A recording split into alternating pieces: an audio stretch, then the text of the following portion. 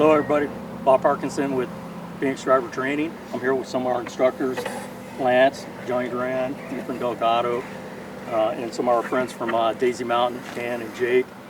They went through our driver training instructor class. Here with Mark Anderson. He's going to talk about the wildland component when we respond to urban interface fires. Today we're going to show you the hands-on approach to all the four-wheel drive vehicles we have and the techniques needed in order to operate in this area that you see behind us. This is Daisy Mountain's first due where we respond. Today you're going to see it's pretty challenging terrain with the good applied techniques. These guys are going to show you. You'll be able to get through this terrain correctly.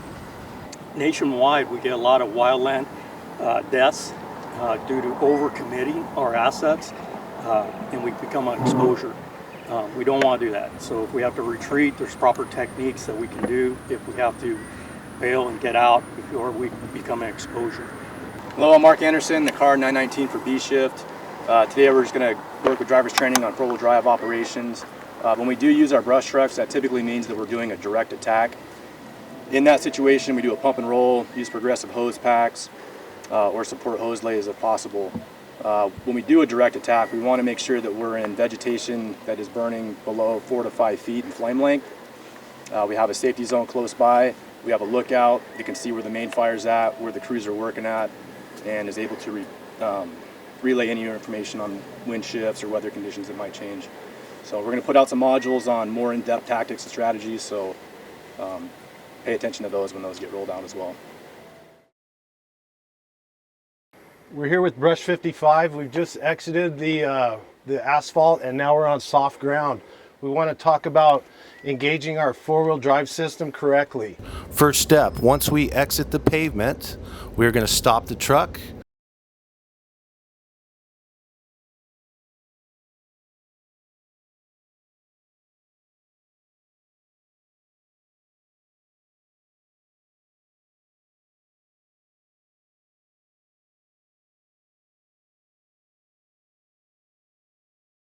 All right, we have come off the main trail. We're going to get back onto the asphalt road. Before we do that, we need to take it out of four-wheel drive.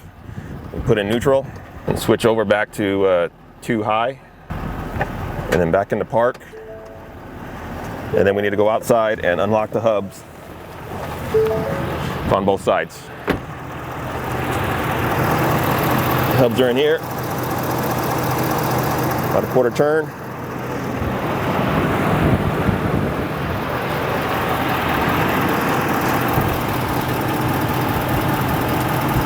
And it's a good practice once we have back in 2 high and the hubs unlocked to back up about 15 feet to disengage those gears in the four-wheel drive. Okay, once you backed up, you should have the four-wheel drive low sign and the dash come off. You just put it back in drive and make sure that your four-wheel drive is disengaged, which it is.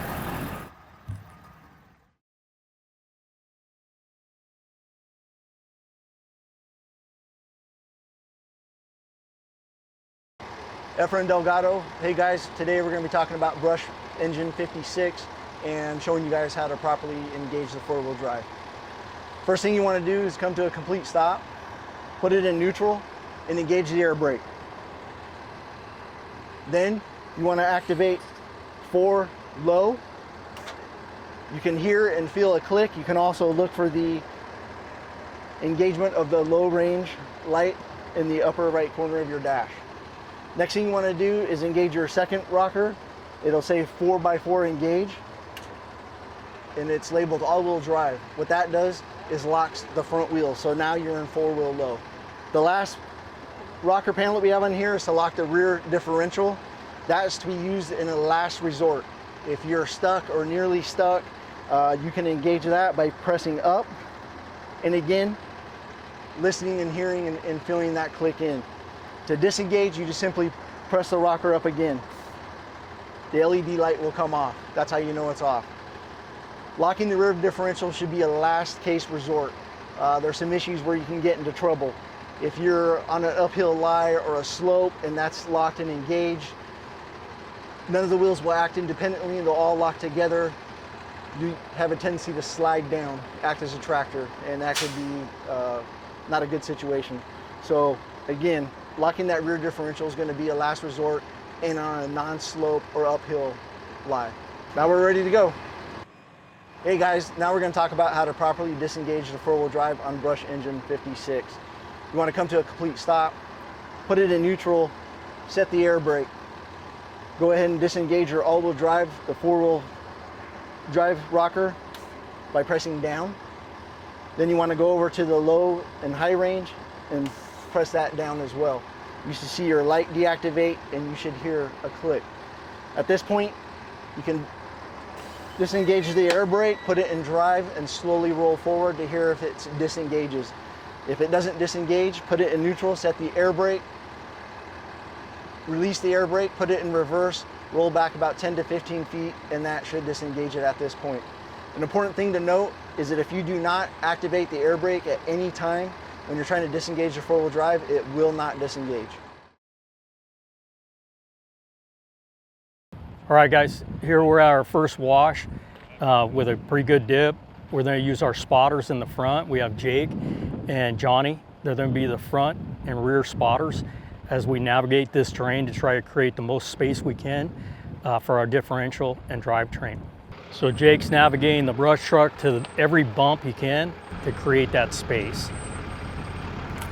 Now they're checking clearances. They're in 4 low first gear so they can crawl down the space. All right, this is one of our reserve brush trucks. Has a little less clearance than some of our newer ones. So we're going to take advantage of every bump, hump, rock we can to create that differential space. Again, we may have to stop just to make sure we're on good clearance. All right, here's our Type 3. Type 3 has flex frame capability, so it navigates a lot of the humps and bumps better than most vehicles. Again, we're doing the same techniques, utilizing the terrain to our advantage.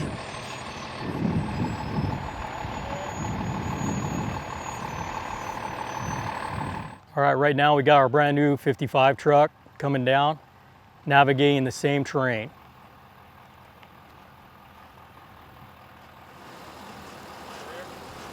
All right, here's our Car 19, which is very similar to our BC rigs.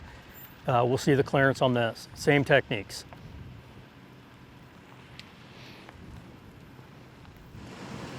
Clear.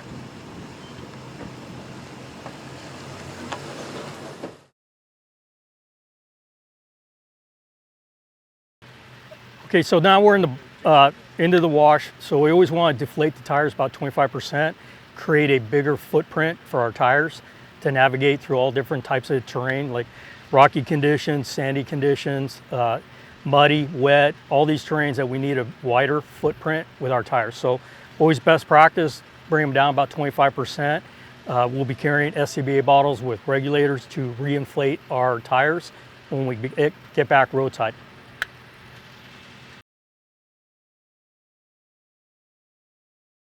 All right guys, we're at a first hill. We're going to actually put this vehicle in a cross axle position where you'll have one front tire touching and one rear tire. The two will be up off the ground, and with good throttle control, we can teach guys to put this kind of little tractor mode to navigate all the way up the hill. So here's our reserve truck, different view from the front, navigating through the terrain, make it up this steep hill.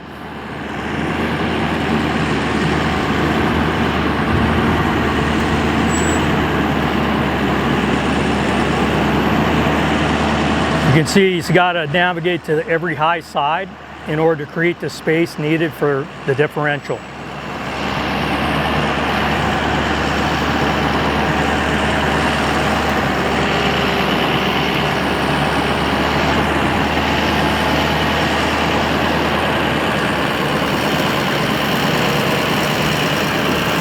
So he's in a cross-axle situation. By using proper throttle control, brake and throttle at the same time, maintaining 1500 RPM, it puts it in a full four-wheel drive tractor mode.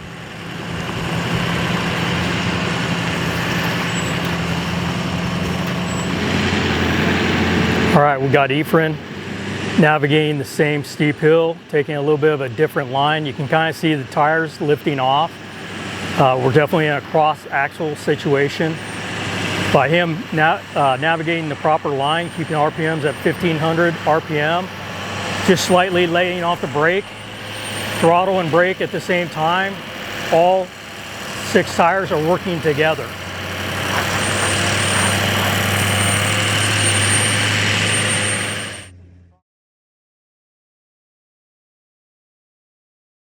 Okay, right here we got the Daisy Mountain truck being driven by Jake. We're in a condition where now we have to use our terrain to help us. Mark's gonna navigate him all the way up to a rock, have him stop.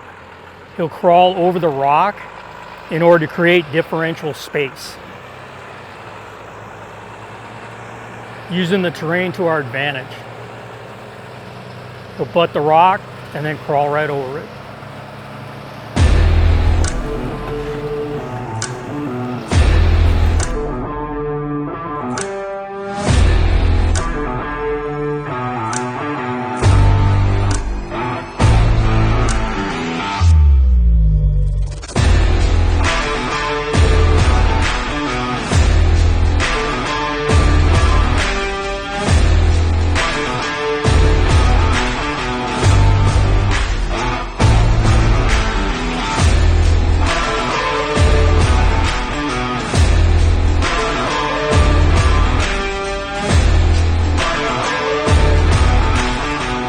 See on the rear tire, deflating the tires, how that helps us, creates a bigger footprint for us.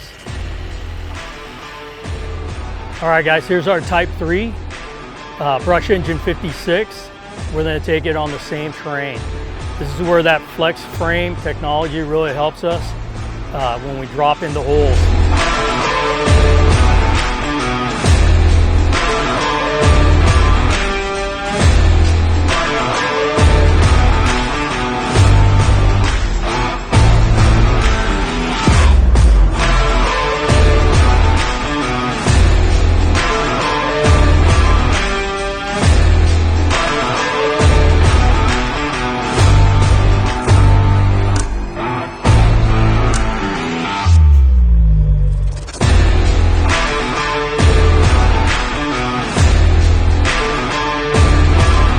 So you can see on that one, Efren executed great throttle control in order to navigate up that steep hill.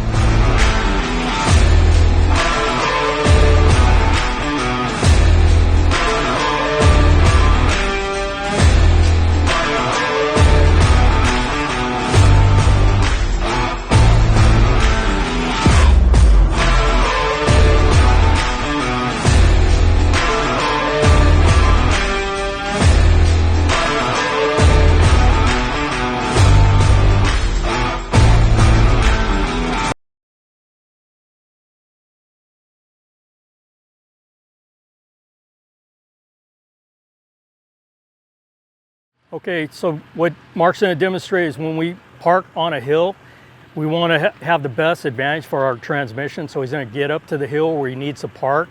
He's going to apply the service brake. He's going to put it in neutral, and then he's going to apply the parking brake and then go to park. So we don't have a lot of load on our transmission.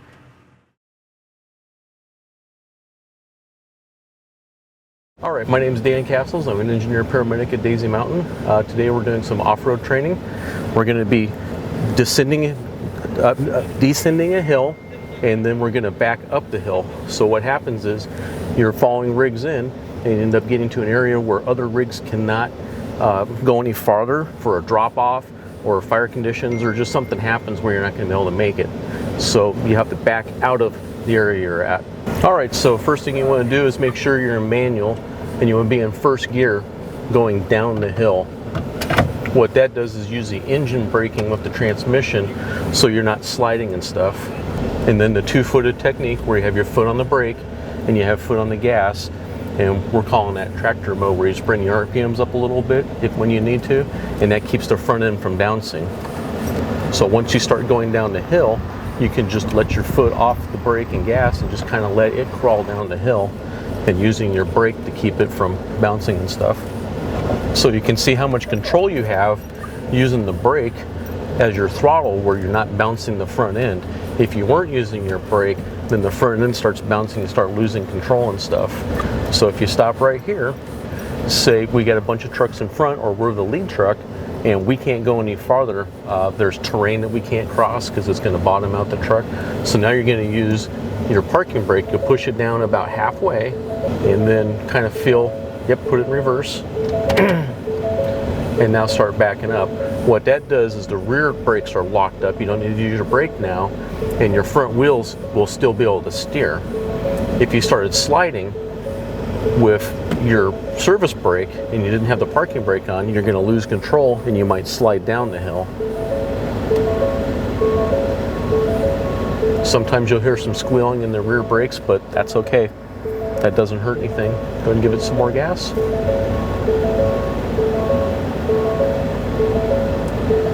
And you have a lot of control over it.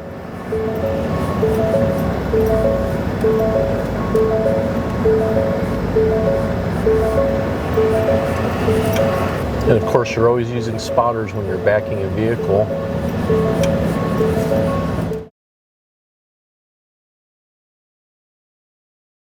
Okay, so now we're going to descend down a hill. The idea behind this is you put your parking brake on. Every vehicle's a little bit different. So you put it on halfway and then put it in reverse. And you don't want the front wheels to slide. If you were just using a regular brake, the front wheels, if you lock it up with slide and the front end could swing around, you could roll down the hill. So kind of feel it and see how it feels. Yep, that's perfect right there. Where it's just kind of barely rolling down without any gas. You just got to give it a little bit of gas to overpower the parking brake.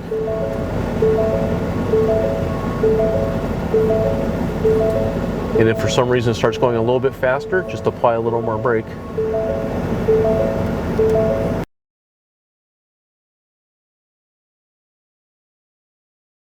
Okay, we're gonna perform an abort. We're re-simulating, we're going up a steep incline, we're not gonna make it, and now we have to correctly, safely back down the hill. So the technique we're gonna use is we're already engaged in four-wheel low. We're gonna set our air brake. Ephraim's gonna go to reverse and he's going to go to the lowest gear and he's gonna override the air brake with his throttle, covering the brake pedal, creeping down in reverse. Okay, so go ahead and do that, Ephraim.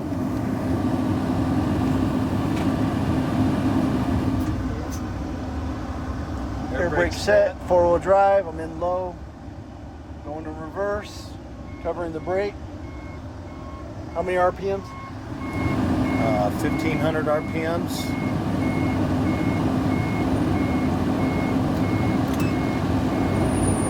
You can feel it overriding the air brake, you can hear it.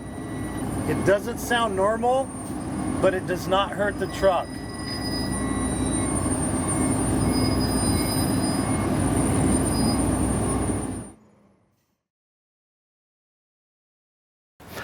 Hi, I'm Dan Castles, engineer paramedic at Daisy Mountain Fire. We're going to go over basic winch operations. The winch on these vehicles are very dangerous, so safety is our #1 priority. They're rated like 13,000 pounds. Fingers are not rated for 13,000 pounds, so you always want to take safety as your #1 priority in these things. First thing you want to do is make sure the winch is in neutral. You pull it out just a little bit. All right. Next step is you want to hook up your controller. It's important when you're hooking up your controller to tie it off. So if you're in water or any sandy operations, if you drop this on the ground, because you'll be unplugging it to make the winch cold, you don't want it to drop in mud or sand or dirt or anything. Next thing we want to do is we want to make a safety box around the winch. So this box right here, during the winching operation, nobody goes in that box, so you don't get your fingers and anything caught up. What we're going to do now is pull the winch out and hook it up to the stuck vehicle.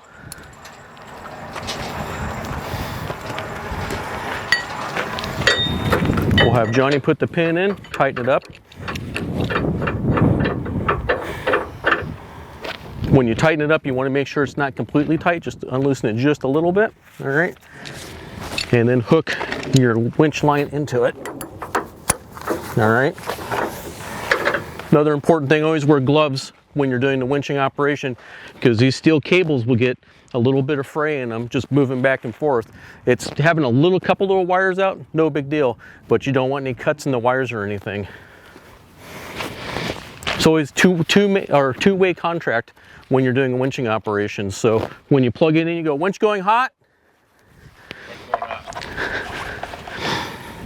Then your winch controller, you have your truck running, you have somebody sitting in it, and you have it neutral, foot on the brake when you're winching, and you have somebody in that vehicle because you want to have them use a little bit of gas to help the winch pull something out.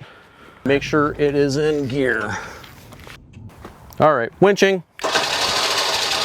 When the winch is tight, you never step over the wire. It's like your supply line at the pump panel. You never step over that because you don't want that bursting or the winch coming off and cutting you in half. Also, another important thing, you want to have a safety perimeter around the winch, because if this cable comes loose, it's coming back with a lot of force. Okay, so we're going to release the winch now. We went ahead and we pulled the vehicle out. Go out with a little bit. Winch going cold. Okay, now he's safe to unlatch it.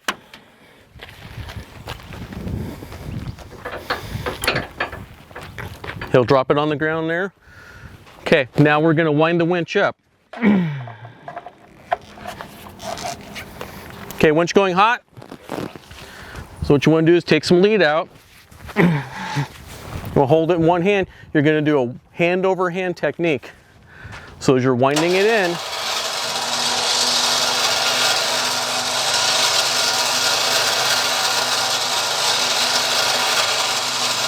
you're doing hand over hand, so you end up not pulling your hand across here and getting spikes and stuff in it from the winch cable. Once you get to the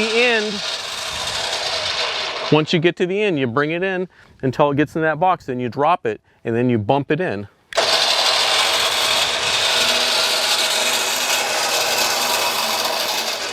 Then you just keep bumping it because it's got a big motor in there and gears. You don't want to hammer it into there, otherwise it'll mess up the gears.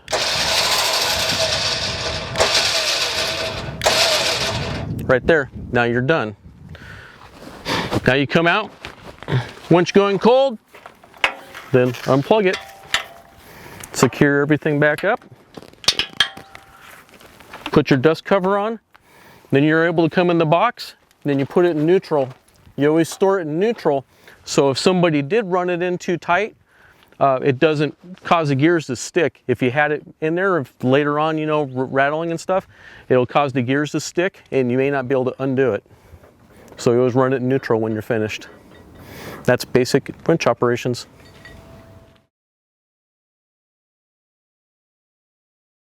Okay, we're going to be talking about recovering a vehicle if it's become stuck in the operation. It's important to use the correct equipment that is rated. We have a shackle here that's 3/4 inch. We want to make sure we got the safety pin, it's rated, we got a working load limit, there's no obvious damage to this shackle. We got a sling here. We want to make sure we inspect the sling or the strap before we use it, make sure there's no frays, cuts. If it's anything like that on the strap, we are unable to use it. Then we go to the vehicle, make sure we have some kind of eyelet. We don't want to use a tow hitch or a receiver hitch. Something that's attached to the frame. We'll hook up this shackle to the truck here and the eyelets into this strap, and then use the winch on the other truck. Same thing with the winch. You want to inspect the wire rope for any fraying. And any damage to that system. If there's any damage, we are unable to use it.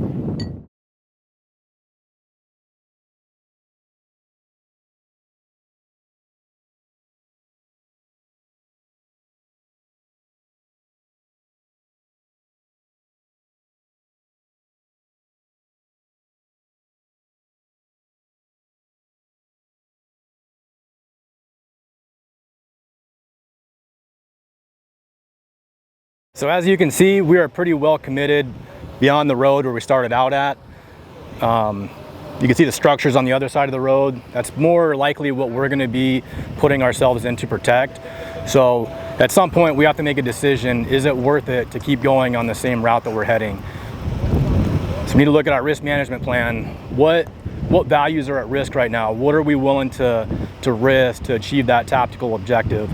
So when we get to that point, we either need to relay to command what we're seeing, what the fire behavior is doing, what structures are going to be threatened, and possibly come up with a different plan.